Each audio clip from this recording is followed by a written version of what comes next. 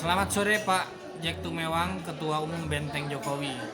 Menyikapi tentang tuntutan Ormas Islam agar pilkada ditunda, ada Komnas HAM, ada beberapa tokoh, ada dari Ketua MPR RI Bambang Susatyo dan Koalisi Tunda Pilkada.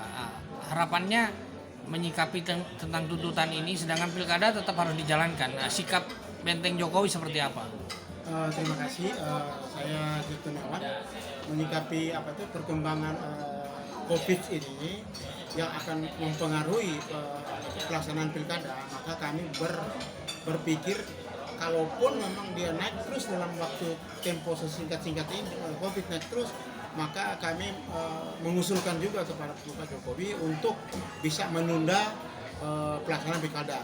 Tapi kalaupun dalam waktu 1-2 bulan ke depan COVID ini menurun, kita berharap tetap dilaksanakannya pilkada agar kesinambungan dari COVID antara pelaksanaan pemilu dan peningkatan pemulihan ekonomi bisa berjalan dengan baik. Kira-kira kalau dilaksanakan, apakah bisa mencegah atau menghalangi atau membuat prosedur yang protokol kesehatan atau adaptasi kebiasaan baru?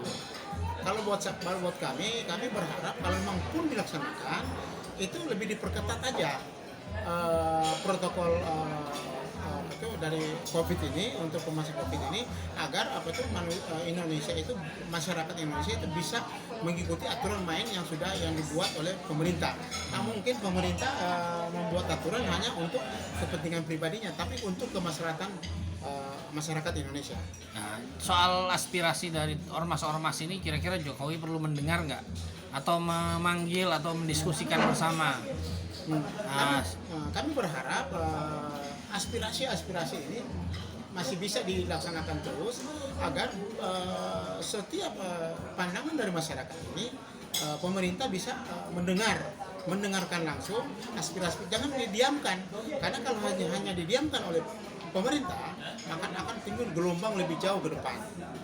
Oke, mengenai pemulihan ekonomi yang kita sudah tahu bahwa Menteri Sri Mulyani mengkoreksi bahwa ada penurunan bahkan sampai minus pertumbuhan ekonomi. Nah, kira-kira solusinya apa untuk usulan dari Benteng Jokowi? Jadi gini, menyangkut pandangan Pak Ibu Sri Mulyani mengenai penurunan daripada tingkat ekonomi Indonesia, kami berharap jangan terlalu keburu-buru untuk menilai itu 3 tahun ke depan.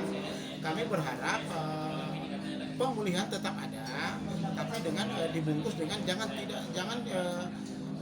di klaster lagi ini masyarakat ini, maksudnya diberi kebebasan mereka berusaha, tapi diberikan artinya UKM distimulus agar mereka bisa bekerja juga, kalau tidak akan mandek, yang pasti mandek 3 bulan ke depan kalau tidak diatur dengan baik. Justru itu kami mengusulkan, waktu kemarin ada webinar, mengusulkan bahwa biarlah dibuka sedikit, tapi protokoler itu dijaga ketat oleh, misalnya dipakai polisi, Kapolri Praja dan tentara untuk memperketat disiplin dari masyarakat agar tetap mereka juga aktivitas dan ekonomi jalan. Nah, soal ancaman resesi, bagaimana mengantisipasinya? Nah, kalau untuk mengatasi ancaman resesi ini kan tetap kita harus ada persatuan dan kesatuan di seluruh lapisan masyarakat agar sama-sama, karena ini menghadapi ini di semua dunia sama, bukan tapi hanya Indonesia. Iya, tapi kalau kita sama-sama bertekad untuk bangkit terus, untuk bisa beraktivitas terus, ya antara masyarakat, pemerintah, pastinya akan banyak PHK. Berarti harus ada solusi supaya mereka bisa bekerja.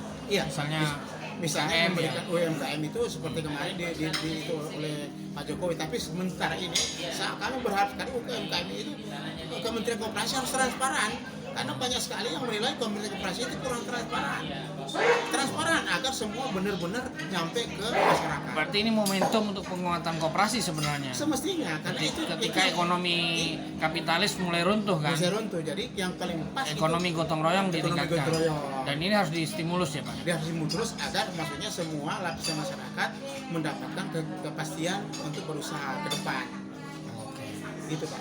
Oke, terima kasih Pak. Assalamualaikum.